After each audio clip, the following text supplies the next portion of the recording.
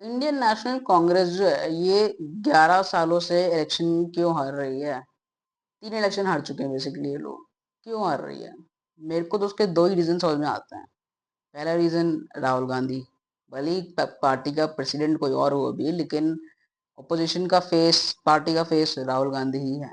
But जो जनता है ये राहुल गांधी को फेस देखती हैं ऑफ डायनेस्टी पॉलिटिक्स, जो उनको अब basically it's not a model that can be sold to them, right? So Rahul Gandhi is the reason कि इंडियन नेशनल कांग्रेस हारती है। No one wants to vote for Rahul Gandhi. No one thinks that Rahul Gandhi is a suitable PM. Now I don't know if it's true or not.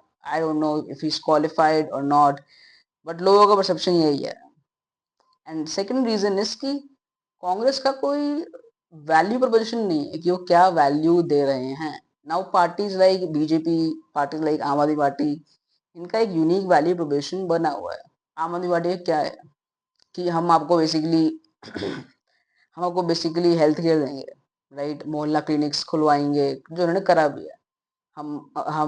जो education हो रही है उसको हम government schools में एजुकेशन देंगे, upgrade करेंगे government schools को प्राइवेट स्कूल्स के लेवल पे। एंड आई थिंक फेयर होगा कहना कि इन्होंने करा है, हेल्थ केयर एंड एजुकेशन में काम करा है।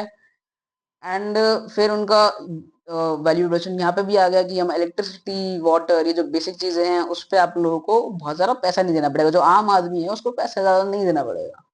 ये भी हो गया। और जब शुरुआत में आम आदमी पार्टी की हुई थी तो इनका वैल्यू प्रपोजिशन ऐसा कुछ था कि एंटी करप्शन, हम एक एंटी कांग्रेस पार्टी है, हम एक anti Adani, anti Ambani party है, हम करप्शन से हटके हैं।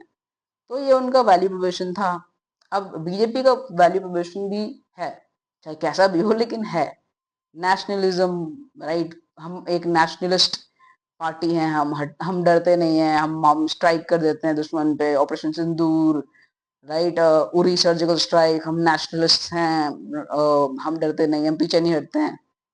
सो ये उनका एक पॉइंट हो गया। दूसरा पॉइंट ये रहेगा उनका कि प्रो प्रो हिंदू बेसिकली, थोड़ा सा वैसा पॉइंट है, बट कि राम मंदिर बनाएंगे, प्रो हिंदू हैं ये सब, माइनॉरिटी अपीजमेंट नहीं करेंगे हम लोग प्रो हिंदू हैं, हम लोग प्रो मेजोरिटी, राइट? अब दूसरा पॉइंट ये हो गया। तीसरा पॉइंट ये रहेगा कि हम एक प्रो बिजनेस एनवायरनमेंट बनाएंगे, ईज ऑफ डूइंग बिजनेस रहेगी, यूपीआई पेमेंट हमने किया, ये सब कुछ हमने किया। तो वैल्यू प्रपोजिशन बीजेपी का क्लियर है, आम आदमी पार्टी का क्लियर है, लेकिन कांग्रेस का वैल्यू प्रपोजिशन क्या है? हम सेकुलर हैं, that is not a big value preposition. Being secular is not enough.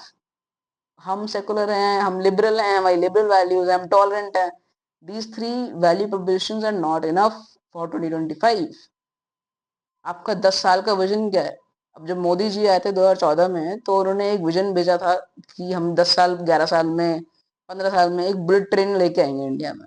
उस एक विजन ने इंडिया के यंगस्टर्स को इतना हाइप अप कर दिया था कि मोदी मोदी मोदी मोदी, राइट? एक विजन तो बेचा कम से कम, भले ही वो रियलिटी नहीं हो पाई, एंड मेरे को मालूम था कि बन भी नहीं पाएगी, लेकिन एक विजन विजन बेचा।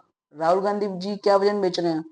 वो अपोजिशन को अटैक तो अच्छे से कर देते हैं, बट वो विजन क्या बेच रहे हैं? 10 साल में क्या करेगी कांग्रेस? अगर कांग्रेस को इलेक्ट किया, इंडिया अलायंस जो भी है वो आई, उसको इलेक्ट किया, तो क्या करेगी? What is their 10 year plan? So again, अगर मैं कांग्रेस का मेंबर होता तो मैं पार्टी के मेंबर्स को ये बोलता कि आप अपनी पार्टी को रिवैम्प करिए, नए चेहरे लेकर आइए, एक कुछ पार्टी की पॉलिटिक्स को अच्छे से सुधारिए, एक 10 ईयर प्लान बनाइए, तब जाके, और फिर अगेन वो पीआर, मार्केटिंग, इस सब में पैसा लगाइए, तब जाके एक आपकी शायद से पार्टी अगले इलेक्शन जीत जाए।